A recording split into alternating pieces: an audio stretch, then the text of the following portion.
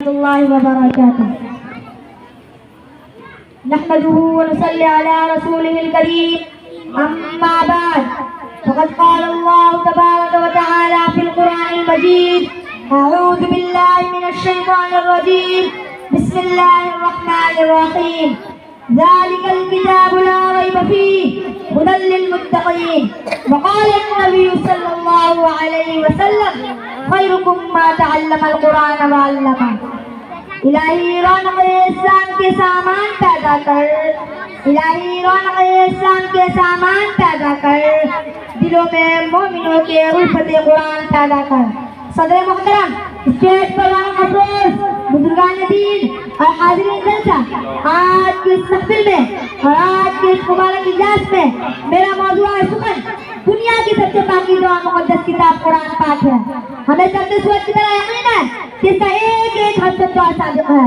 وہ قرآن پاک جس کی زبان مقدس، بیان مقدس اور جو فصاحت و بلاغت کا ٹھاٹھے مار کا سمندر ہے اور جس کے متعلق ارشاد ربانی ہے۔ قرآن وہ کتاب ہے جس کے صادق اور بلند ہونے میں کوئی شک و شبہ نہیں اور جس کے بارے میں محسن انسانیت حضور پاک صلی اللہ علیہ وسلم نے ارشاد فرمایا کہ تم میں سے سب سے بہتر وہ شخص ہے جو قرآن کو سیکھے اور سکھائے۔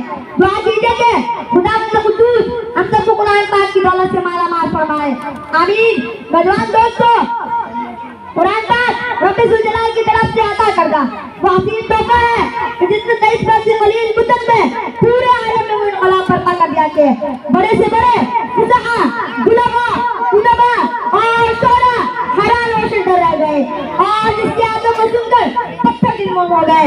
دوستو، یہی وہ قرآن ہے جو راضی دنیا کے انسانوں کے لیے ثواب و رحمت ہے۔ یہی وہ قرآن ہے جس نے رسول کی رسالت کو اعزاز بخشا۔ یہی وہ قرآن ہے جس نے پسماندہ قلوب کو نور دی بخشی۔ ہاں، یہ وہ قرآن ہے جس کی برکت سے جنات و شیاطین کا آسمانوں پر جانا بند ہوا۔ یہی وہ قرآن ہے جس کی برکت سے شادیاں نکل گئے۔ یہی وہ قرآن ہے جس کی بدولت محبوب حقیقی کی رضا نصیب ہوتی ہے۔ یہی وہ قرآن ہے جو سچائی اور امانت داری کا درس دیتا ہے۔ یہی وہ قرآن ہے جس کی بدولت عمر فاروق رضی اللہ عنہ کو ایمان نصیب ہوا۔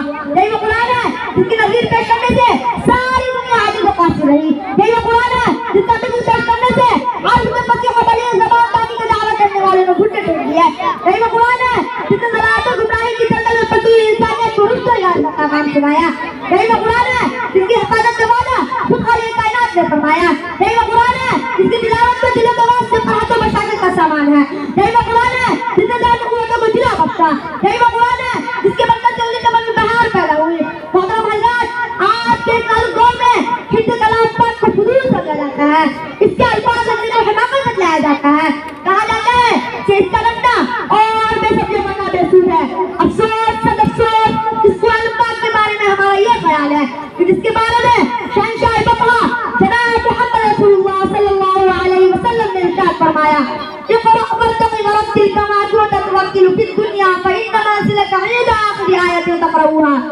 تو قیامت کے دن حافظ قرآن سے کہا جائے گا کہ قرآن پڑھتے جا اور جنت کے درجوں پر چلتا جا اور نصیب ٹھہر کر پڑھ جیسا کہ تو دنیا میں ٹھہر پڑھتا تھا اور بس تیرا مقام و ٹھکانہ وہی ہے جہاں آخری آیت پر پہنچے۔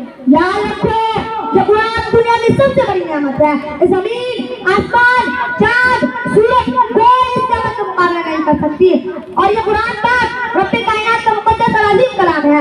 اور کیوں نہ ہو کہ جب اس کا اتارنے والا نہیں، جس کے ذریعے اتارا گیا وہ بھی آمین، جس ذات پر نازل ہوا وہ بھی آمین، جس مقام پر نازل ہوا وہ بھی آمین اور جس مہینے میں نازل ہوا وہ تمام مہینوں سے افضل اور جس رات میں نازل ہوا وہ 1000 مہینوں سے بہتر ہے۔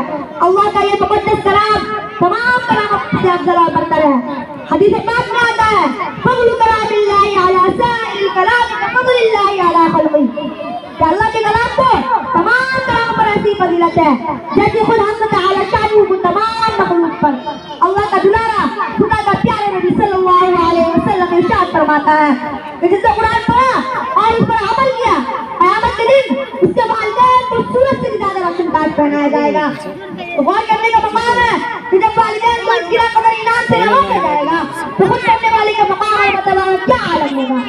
حضرات، قیامت کا دن ہوگا اور ایسے آدمی جن پر جائے نمازی ہوگی، حافظ قرآن اپنی رب کی بارگاہ میں سفارش کرے گا، پروردگار عالم اس کی سفارش قبول کرے گا اور اس کو ان حافظ کی برکت سے نجات عطا ہوگی. اسی طرح باتوں پہ میں اپنی تقریر ختم کرتا ہوں.